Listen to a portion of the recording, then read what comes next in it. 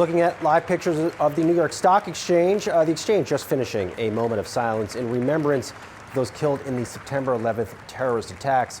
Ringing the bell to commemorate the event is 9/11 Day, an organization that works to transform the anniversary of 9/11 into the largest day of service in America. I'm Yahoo Finance executive editor Brian Sozzi, and this is Opening Bid. Here's what I'm watching out of the gate today. Lots to get to. The hot potato gets passed to the Federal Reserve. The Consumer Price Index for August coming in hotter, rising 2.9% from a year earlier, compared to a 2.7% increase in July. The increase did come in line with estimates. Now, the Federal Reserve has to figure out what it will do at its policy meeting next week. Cut rates to support a sagging labor market, or do nothing because inflation remains omnipresent. IPO stalking. I'm still keeping an eye on Klarna after its well-received IPO on Wednesday. Shares rose 15% in their debut, but are giving some of the gains back today out of the gate. Figure Technologies and Gemini are next on the IPO block today in what could be more well-received public debuts. And the tech shockers continue. Investors are still taking in the shocking quarter outlook from Oracle. At the same time, struggling meme play Opendoor was able to lure a top Shopify exec to fill its open CEO role, and the market is loving that. We'll serve up some hot takes on each of these big stories.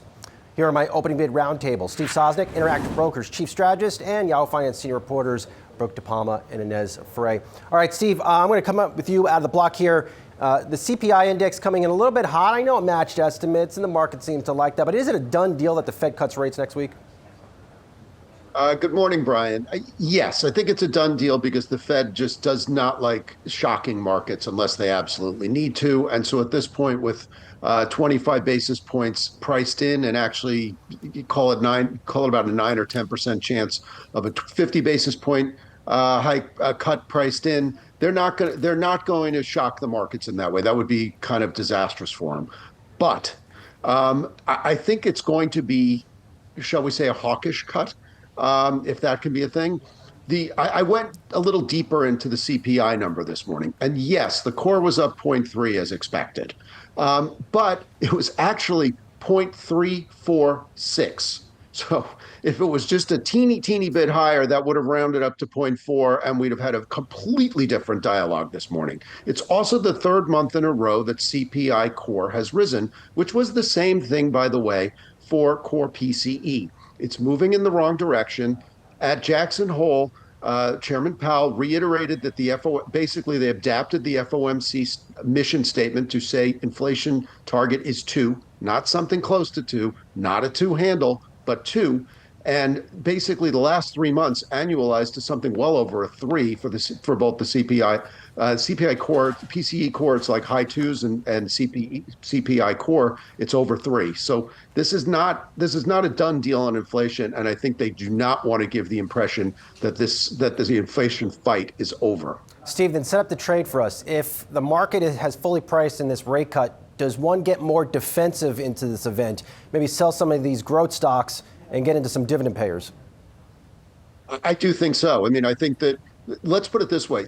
Before Powell spoke at Jackson Hole, whatever that is now, 3+ weeks ago, there was already about a 10% likelihood of a 50 basis point cut. So this market that continues to rally on the idea that rate cuts are coming, it's rallying. It's basically just taking the same piece of news, recycling it, but it's really just momentum. And the excuse each day is, well, rate cuts are coming. Yeah, rate cuts are coming. We've known they've been coming for over a month now, but that hasn't stopped the rally. So I do think you do want to get a little bit more defensive. Volatility is relatively cheap. If you don't want to outright fight the tape, you can insure against it at a relatively reasonable price. But I do think it behooves a little bit of caution, because I do think that the chairman is not likely to admit that the inflation fight's over. Also, if you read through that FOMC statement, it basically says that stable prices are the key to maximum sustainable employment. So I think he's going to remind people of that as well. Brooke, I need to give you a shout out. As always, you're digging into the CPI report, and you highlighted something in our earlier show that took me by surprise. Prices for canned vegetables are still high? Yeah, well, what we're seeing in the CPI report is that over the past month, we did see soups in particular rise 1.8%. Now, if we take a closer look, this is quite volatile, largely, changing here and there. It did decline 1.1%, but the previous month up about 1%. And this is the largest gain, that 1.8% month over month adjusted move that we've seen in quite some time. And we heard from some of the experts that were on our show this morning, like Joe Brusuelas, just really emphasizing that food is heavily impacted by the way that tariffs are hitting supply chain. And then on top of that, too, we heard from Campbell's executives saying that largely the tariff on steel and aluminum is about 60% of their tariff gross impact. And they said that they're really working with suppliers, supplier negotiations, inventory management, product optimization, and product. But they did say that surgical pricing is the way that they would have to go. And so we'll definitely keep a close eye on this because it's interesting. Obviously,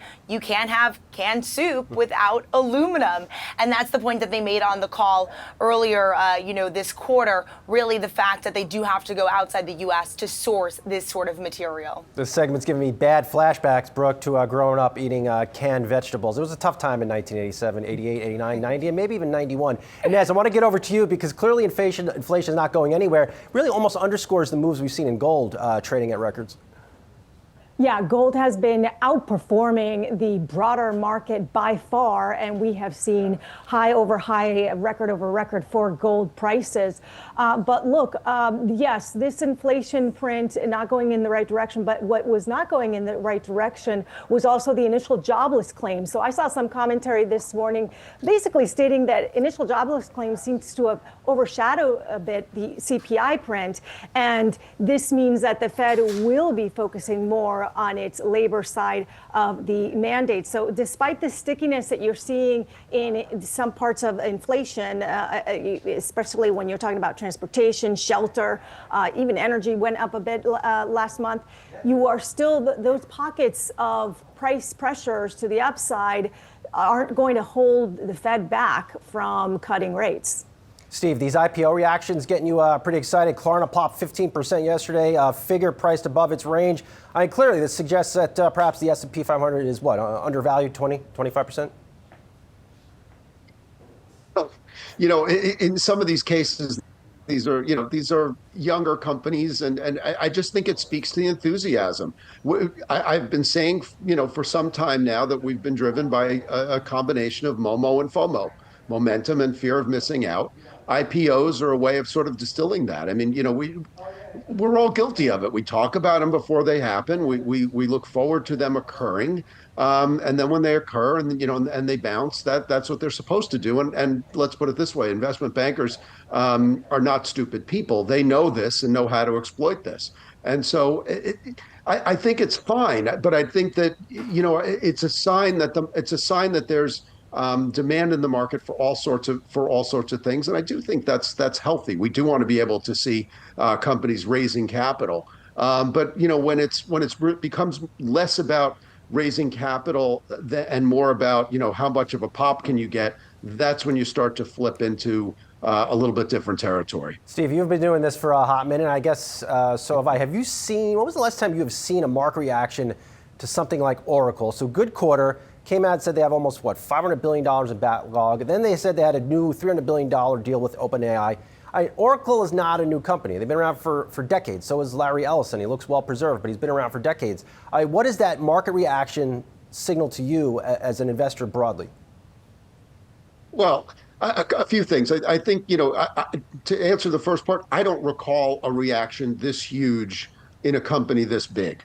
Certainly not to the plus side. You could probably go back and find, debacles, but it's very, I can't think of one where you completely repriced one of the biggest companies in the market. Yesterday it came in as, I believe, the 19th biggest company in S&P, allowing for the double counting of the two classes of Google. It ended the day as the 10th biggest company in the S&P 500. So you went past things like Exxon, JP Morgan, Lilly, Visa. You just flew right by them. So that to me is just unbelievable.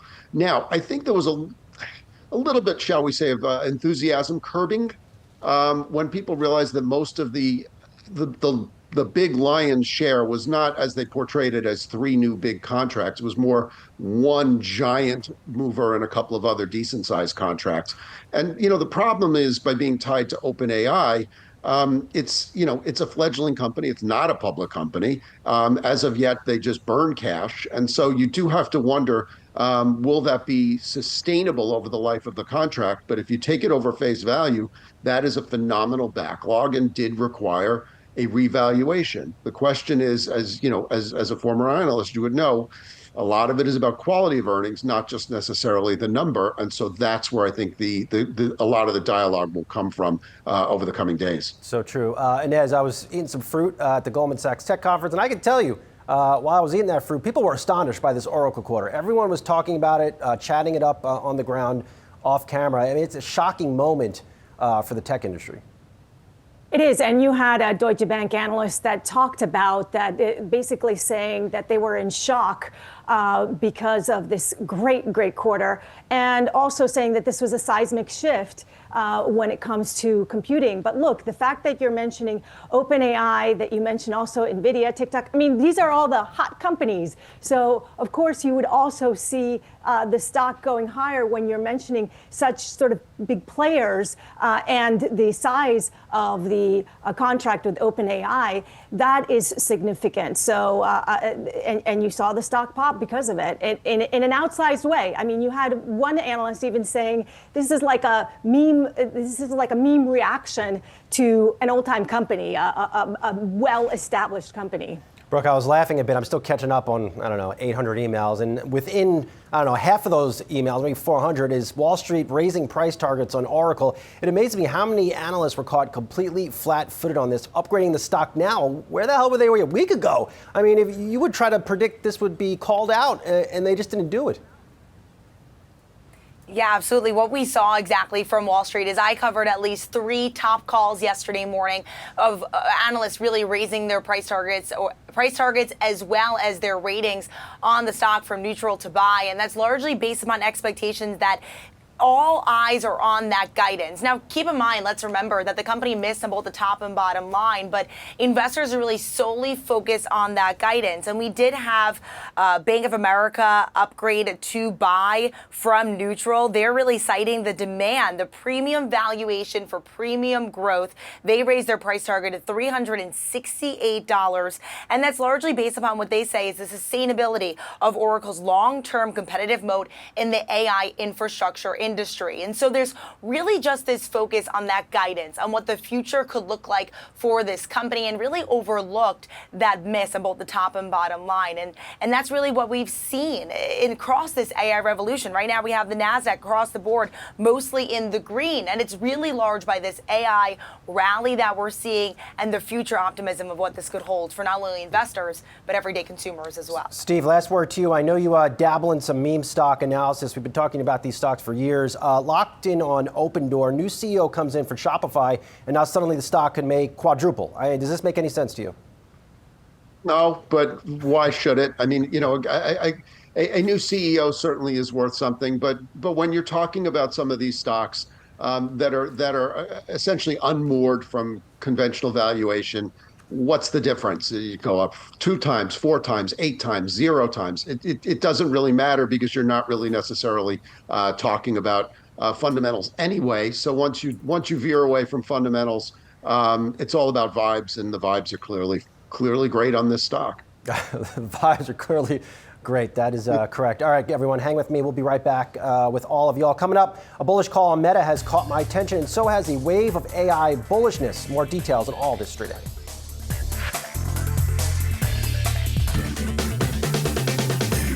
Welcome back to Opening Bid. I had a chance to briefly catch up with Meta CFO Susan Lee at the Goldman Sachs Communacopia conference this week. Fascinating to hear what Meta is working on. Very, very interesting stuff. So a bullish new note on Meta from Goldman Sachs analyst Eric Sheridan, who's on the ground, caught my attention today. Sheridan reaffirmed a buy rating on the stock and said he's looking for at least 10% upside from current levels. And Meta said Sheridan on his own chat with Lee at the conference, Meta remains committed toward investing behind what it sees as a number of large opportunities around AI across both capacity, such as data centers and network infrastructure, and talent in the form of AI engineers, TBD Labs, and the Meta Super Intelligence team. All right, investors I have talked to in the past 24 hours are still shocked by the 35% surge in Oracle shares on Wednesday following earnings. But it was more than just earnings that wowed. The stock took its cue from Oracle saying it had more than $455 billion in backlog. It then piled on top of that shocker by revealing a new $300 billion cloud deal with OpenAI. I can't say I am shocked by what Oracle had to say this week. The optimism on AI was palpable in my chats with top tech leaders at the Goldman Sachs Communacopia conference in San Francisco. Software and services as we know them are going to be profoundly affected by AI. There's just no question about it. So I think there is definitely a shift in the gravity towards data, because actual data about what happened in the world, whether it's a call transcript or how did your business do, that's the gold. And that's what's driving our momentum. So if you look at what's happening in the AI world, you're now using AI to create more adversaries with higher level of sophistication that only the top part of that pyramid had. In fact, we've actually identified and found malware that uses any of the number of public GPTs to actually query, figure out what system it's on, figure out what it's doing, and then write scripts to actually go out and pull data back based upon each system it's on. Go walk into a shopping boutique and you probably won't hear people talking about agents. But what is true on our platform is that, if you ask a Gen Z user why they come to Pinterest, one of the first things they'll say is like, well, Pinterest just gets me. Well, what's behind that? It's the AI, but it's also we're shopping on their behalf all the time. And every time they open the app, there's great new recommendations that are not just like the serendipitous discovery of the thing you didn't know you needed, but actually where people are coming with intent and they're starting a journey, but then we're helping them finish that journey, and then we're making the buying more and more seamless. The depth of the demand, the scale of the demand, the breadth of the demand is overwhelming the industry's capacity to deliver the compute that is required by OpenAI, by the hyperscalers, by the enterprise, by the sovereigns. It's just layer after layer of overwhelming demand. So revenue this year will grow over 3x, so about $13 billion in revenue from about $4 billion last year. So it's tripling on a very big base as well. So wait, so how much? This year you'll do what, $4 billion, or that was last year? Last year's 4, this year about 13. The bearish AI narrative that developed this summer, one built on a view of peaking CapEx, is clearly being pushed aside this week as Oracle earnings blew away the market and really many people on the street. In fact, what Oracle had to say on AI demand might have squashed the AI bear narrative for the rest of 2025. So my question is this: what is the most important AI stock in the market right now? Is it Oracle or Nvidia? Still with me on the opening bid roundtable, Steve Sosnick, Brooke DiPalma, and Inez Ferre. Steve, going right to you. For the past 2 years or so, you and I have talked a ton about Nvidia as the AI market darling, and it has delivered. But is it really Oracle now that is likely to drive this AI trade? And I would even say maybe even the broader market. It's tempting to switch that narrative, but I'm still going to stick with whoever brought me to the dance, and that's Nvidia. Because bottom line is they are the ones still pumping out the chips that everybody needs and everybody wants. And remember, their biggest customers are still the biggest drivers. It's Microsoft, which of course is very related to OpenAI. It's Meta. It's Amazon. It's basically the Mag 7 stock that services the rest of the Mag 7. And so we're still very much tied in there. I'm advocating maybe for a broader addition that would include Oracle in the nomenclature. But right now, I still have to stick with Nvidia. All right, so Steve, you're sticking with Nvidia. Brooke, are you ready to change allegiances here? I mean, all we've heard after all of this, I'm going to stick with what Steve said. Whoever brought me to the dance is who I'm going to go with. And it feels like all year long, we've been really chatting about how Nvidia is really the AI arms revolution leader here. I mean, we've heard it from Dan Ives over at Wedbush multiple times again. He really calls AI really the leader here, with the godfather of AI being Jensen Huang. That's his key phrase there. And what we've really seen is investors really rally, though, around Oracle in the last, say, 36 hours. I do want to point out that on Yahoo Finance's toolbox on our website, the trailing PE ratio, that's price to earnings ratio, is $76 now for Oracle, and that's trailing ahead, or rather going ahead of Nvidia's $50 price to earnings ratio for the trailing. And so I really want to emphasize that it just seems like over the past 36 hours alone, there has been this huge run to Oracle. But if you see now in this morning's hours, we are seeing just a tad of a pullback. And so it'll be interesting to see if investors continue to rally behind that momentum that we've seen with Nvidia year to date. That stock really moving higher, up now over, say, 30%, and that has been a constant story, a constant move for momentum, especially over these summer months. So Steve is sticking with Nvidia as the AI market darling. Brooke is staying with Nvidia as the AI market darling. Inez, are you on the Oracle train at all? Well, Brian, just for you, I checked with AI on this, and AI had this to say. Basically, NVIDIA is the picks and shovel of AI. It's dominant in GPUs, and you need, in order to compute, you really need these GPUs, and you can't run these AI models without computing. Oracle, though, that represents the application of AI with enterprise, which is a lot of what those speakers at Goldman Sachs were talking to you about. So perhaps you need both. First, though, NVIDIA, then Oracle. That's my conclusion, not with the AI, perhaps both. I'm amazed. I couldn't get anyone to bite on this, Steve. I mean, didn't you come up with a new acronym too, Steve? Aren't you out there pushing a new acronym on social media? What is this all about? I did. I tried my best yesterday, and I came up with Gammaton, which sort of gets the Mag 7 plus.